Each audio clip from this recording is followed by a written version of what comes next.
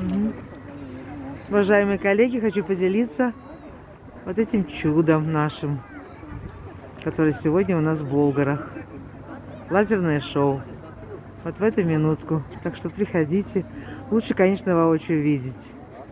Вообще, конечно, здорово. Ну, я сколько сниму, это не так много. А вообще, конечно, достойное зрелище. Для, как говорится, хлеба и зрелищ, так вот зрелище есть.